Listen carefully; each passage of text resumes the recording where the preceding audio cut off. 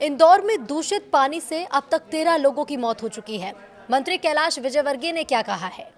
नमस्कार, न्यूज़ 18 का digital platform आप देख रहे हैं और मैं हूं रितु सिंह।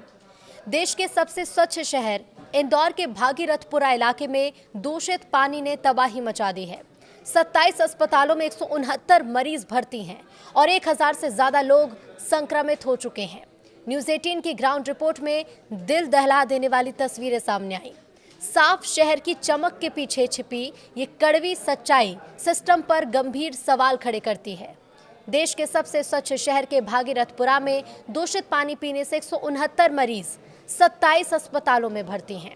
1000 से ज्यादा लोग अब तक इससे बीमार हो चुके हैं। लगातार भागीरथपुरा से मरीज सामने आ रहे हैं। परिजनों के बयानों के आधार पर जो मरने वाले लोग हैं उनकी संख्या 13 तक पहुंच चुकी है।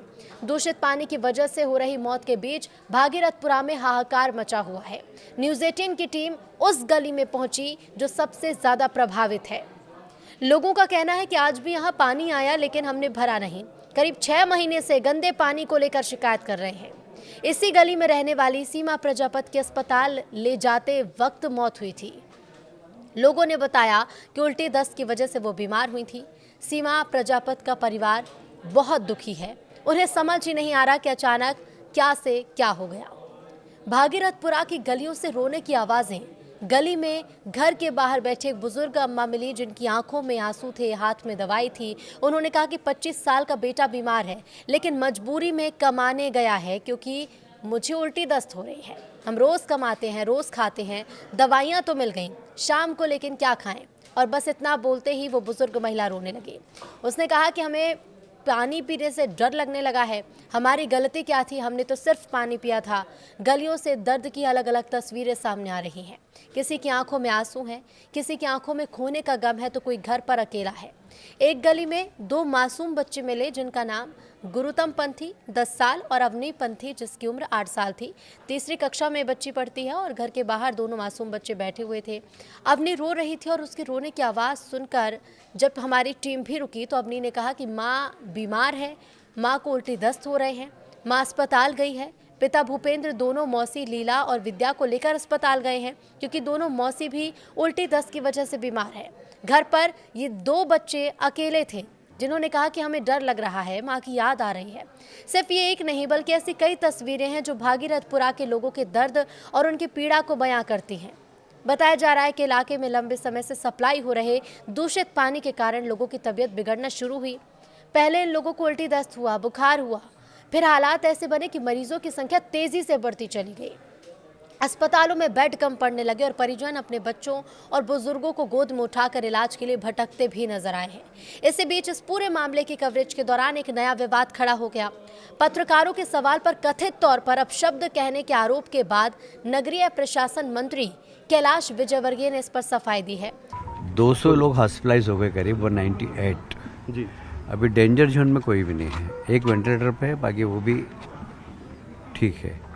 हमारी कोशिश है कि लोगों की जान बचाना। जो आर्थिक रूप से कमज़ोर लोग हैं उनकी मदद भी करेंगे।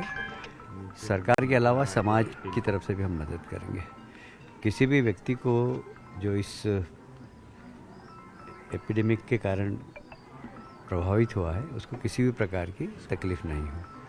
आज हमने उनकी भी सूची बना ली है जिन्होंने हॉस्पिटल के अंदर इलाज कराया और पेमेंट किया है। उनके भी हम सूची बना के उनको भी चेक हम आज शाम तक या कल सुबह तक बांट देंगे। डेट को लेकर क्या है? क्योंकि बहुत देखिए ऐसा है, हाँ ऐसा है कि आधिकारिक रूप से जो मुझे जानकारी अधिकारियों ने दी है वो 4 दी है एपिडेमिक के कारण, पर यहाँ पर 9 की जानकारी आई है।